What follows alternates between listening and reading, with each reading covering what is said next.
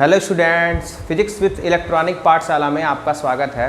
आज के इस लेक्चर में हम इक्वेशन ऑफ टेंजेंट कर्व पढ़ेंगे।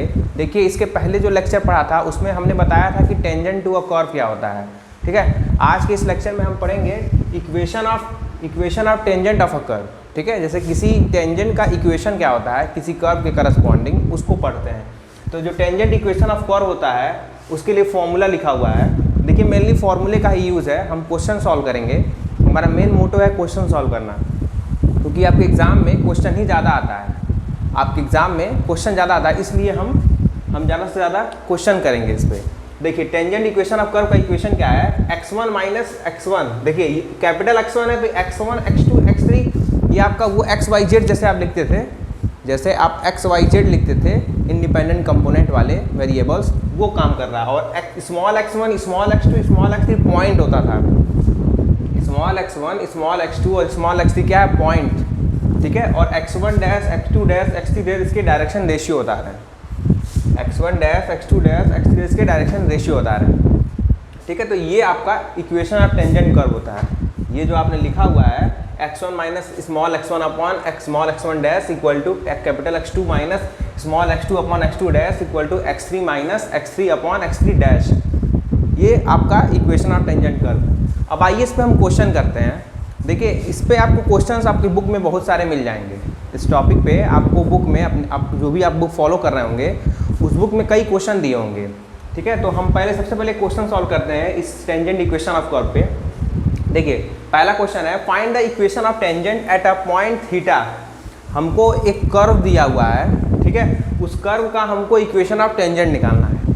उस कर्व का हमको इक्वेशन ऑफ टेंजेंट निकालना है। तो find the equation of tangent at a point theta on the curve. अब कर्व का इक्वेशन दिया हुआ है, कर्व का इक्वेशन दिया हुआ है। क्या दिया हुआ है, x1 equal to a cos theta, x2 equal to a sin theta, x3 equal to a cos theta. ठीक है, हमें x1 equal to a cos theta, a sin theta, a cos theta, ये थीटा के respect में हमें क्या दिया हुआ है, कर्व का इक्वेशन दिया हुआ है। थीटा क्या है, पैरामीटर है। थीटा क्या है, यहाँ पे पैरामीटर है। ठीक है, तो सबसे पहले हम टेंजेंट इक्वेशन क्या होता है उसको लिखेंगे। सबसे पहले आप टेंजेंट इक्वेशन लिखिए। तो we know that tangent equation क्या होता है, x1 माइनस, आपने फॉर्मूला लिख लिया, यही फॉर्मूला जो लिखवाया थे वही फॉर्मूला लिखा हुआ है यहाँ पे। अब आपको चाहिए क्या क्या, आपको पॉइंट चाहिए और आपको x1 डैश x2 डैश और इसका डेरिवेटिव की वैल्यू चाहिए।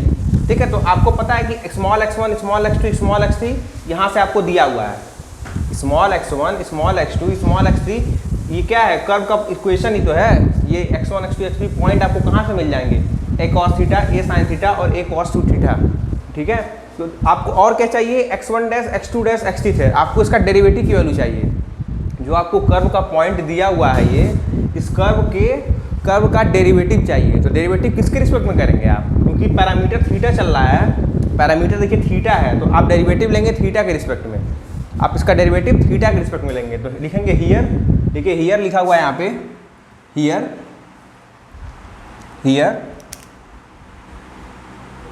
हियर लिखा हुआ है x1 डैश। x1 डैश क्या लिखा हुआ है, x1 डैश आप जब करेंगे तो इस a cos थीटा को डिफरेंशिएट कर देंगे। x1 डैश का क्या मतलब है कि इस a cos थीटा का डेरिवेटिव, a cos थीटा का derivative minus a sin theta होगा। इसी तरह आप x2 डैश निकालेंगे, x2 डैश निकालेंगे। तो x2 डैश निकालेंगे तो a sin थीटा का a cos थीटा हो जाएगा। ठीक है, इसी तरह आप x3 डैश निकाल लेंगे, इनका हम डेरिवेटिव फाइंड कर लिए। ये जो पॉइंट है x1 x2 x3 इसका आपने डेरिवेटिव निकाल लिया थीटा के रिस्पेक्ट में। ठीक है, अब रिक्वायर्ड इक्वेशन क्या हो जाएगा, आपने x1 x2 x3 की जगह ये पॉइंट दिया हुआ है a cos theta, a sin theta, a cos theta, इसको आपने यहाँ रख दिया। x1 minus a cos theta, x2 minus a sin theta और x3 minus a cos 2 theta, और आपको डेरिवेटिव की वैल्यू भी मिल गई। माइनस a sin थीटा ये हो गया, a cos थीटा यहाँ, और माइनस 2a sin 2 थीटा ये। तो यही आपका टेंजेंट इक्वेशन हो गया। Tangent equation passing through point a cos theta, a sin theta, a cos theta and having a derivative या having a direction ratio minus a sin theta, a cos theta और minus 2a sin 2 theta. This is the required equation of a tangent. This is the required equation of a tangent of a curve. ठीक है, ये आपका tangent equation of a curve है। देखिए, formula अगर आपको याद है तो बहुत इजीली आप क्वेश्चन सॉल्व कर लेंगे। फॉर्मूला अगर आपको याद है तो क्वेश्चन आपका टफ नहीं होता है, आसान आता है। आइए दूसरा क्वेश्चन देखते हैं। देखिए दूसरा क्वेश्चन है ये, find the equation of tangent at point t equal to 1। देखिए दूसरा क्वेश्चन क्या कह रहा है कि आपको इक्वेशन ऑफ टेंजेंट निकालना है t इक्वल टू 1 पॉइंट पे, t इक्वल टू 1 पॉइंट पे आपको किसी कर्व का इक्वेशन निकालना है, ठीक है। अब कर्व का इक्वेशन दिया हुआ है x1 equal to T plus 1, x2 equal to minus T square, x3 equal to T cube plus 1। यहाँ पे देखिए, यहाँ पे जो कर्व का इक्वेशन दिया हुआ है पैरामीटर t के रिस्पेक्ट में दिया हुआ है। यहाँ पे जो आपको इक्वेशन दिया हुआ कर्व का वह T plus 1, T minus T square और टी क्यूब प्लस 1, मतलब पैरामीटर t चल रहा है यहाँ पे। तो सबसे पहले आपको पता है कि अगर हम t इक्वल टू 1 रख दें, अगर इस कर्व के पॉइंट पर हम t इक्वल टू 1 ले लें पॉइंट, तो आपको इसका इक्वेशन क्या हो जाएगा, यहाँ से 2 मिलेगा भाई, ये t की वैल्यू 1 रखेंगे, at t equal to 1 the corresponding points क्या हो जाएंगे, यहाँ जब t की वैल्यू 1 रखेंगे तो 2 मिलेगा, यहाँ t की वैल्यू 1 रखेंगे -1 मिलेगा, यहाँ t की वैल्यू 1 रखेंगे तो 2 मिलेगा। तो आपको करस्पॉन्डिंग पॉइंट्स क्या मिल गए, 2, 1, 2, क्योंकि आपको t इक्वल टू 1 पे निकालना है, आपको इक्वेशन t इक्वल टू 1 पे निकालना है, तो आपने वैल्यू रख दिया इसमें, तो यहाँ से 2, माइनस आपको पॉइंट मिल गया। आपको पॉइंट, देखिए पॉइंट चाहिए होता है ना, आपको पॉइंट चाहिए, ठीक है। अब आपको पॉइंट मिल गया, अब इसका डेरिवेटिव निकाल लेंगे। अब आप उसका डेरिवेटिव निकाल लीजिए, तो आपको x1 की वैल्यू 1 दी हुई है, x2 की value minus T square, x3 की वैल्यू 2 की प्लस 1। तो आपका इसका डेरिवेटिव कर लीजिए। डेरिवेटिव किसके रिस्पेक्ट में लेंगे, t के रिस्पेक्ट में लेंगे। क्यों, क्योंकि आपका पैरामीटर t है। यहाँ पे ये कर्व का जो ये दिखा हुआ है पॉइंट, ये t पे डिपेंड कर रहा है ना, यहाँ पे वेरिएबल डिपेंडेंट t है, मतलब इंडिपेंडेंट वेरिएबल t है, तो t के रिस्पेक्ट में करेंगे तो x1 डैश करेंगे तो 1 आएगा, x2 डैश करेंगे -2t आएगा, और x3 डैश करेंगे तो 3t स्क्वायर आएगा, ठीक है। आप डिफरेंशिएशन तो कर ही लेंगे आप। अब देखिए t इक्वल टू 1 पे निकालना है आपको, सब कुछ t इक्वल टू 1 पे निकालना है। तो t इक्वल टू 1 पे क्या हो जाएगा, एट t इक्वल टू 1 इसकी वैल्यू 1 हो जाएगी, x1 डैश की वैल्यू 1 हो जाएगी, x2 डैश की वैल्यू क्या हो जाएगी, -2 हो जाएगी। इसी तरह x3 डैश की वैल्यू क्या हो जाएगी, x3 डैश की वैल्यू 3 हो जाएगी। कुछ नहीं किया, यहाँ पे हमने t की वैल्यू सब्स्टिट्यूट कर दिया है। जो t की वैल्यू सब्स्टिट्यूट करेंगे जब आप इस इक्वेशन में, तो x1 डैश, x2 डैश और x3 डैश की वैल्यू मिल जाएगी। तो उसके बाद क्या करेंगे आप, then required equation of tangent क्या हो जाएगा, देन आपका रिक्वायर्ड इक्वेशन ऑफ टेंजेंट लिख लीजिए। भाई आपको जब डायरेक्शन रेशियो मिल गया है और आपको पॉइंट भी मिल गया है, तो आप सीधे वैल्यू सब्स्टिट्यूट कर दीजिए, सीधे जो वैल्यू है उसको आप सब्स्टिट्यूट कर दीजिए, ठीक है। तो वही हमारा इक्वेशन ऑफ टेंजेंट हो जाएगा। देन इसके आगे लिखिएगा, ठीक है, इसके आगे यहाँ तक करने के बाद यहाँ लिखिएगा, देन रिक्वायर्ड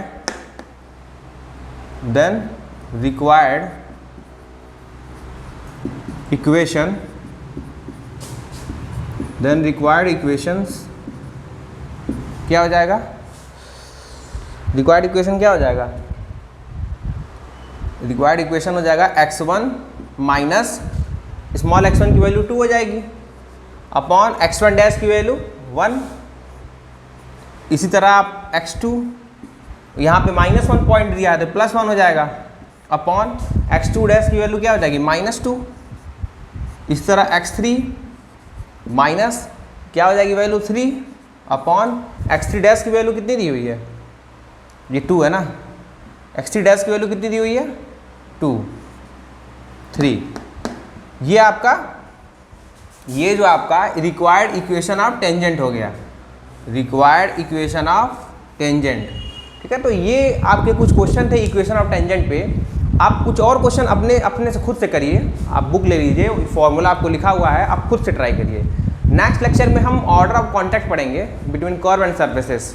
नेक्स्ट लेक्चर में हम order of contact between curve and surfaces पढ़ेंगे, ठीक है। तो अब आप क्वेश्चंस खुद से भी सॉल्व करिए। आपको equation of plane, equation of straight line भी बताया जा चुका है, तो आप उससे भी क्वेश्चन ट्राई करिए, हम उसको भी करवाएंगे, उस फॉर्मूले पे भी कुछ क्वेश्चन करवाएंगे अगले लेक्चर में, ठीक है। तो वीडियो अच्छा लगे तो वीडियो को लाइक, सब्सक्राइब और शेयर करें। Thank you very much.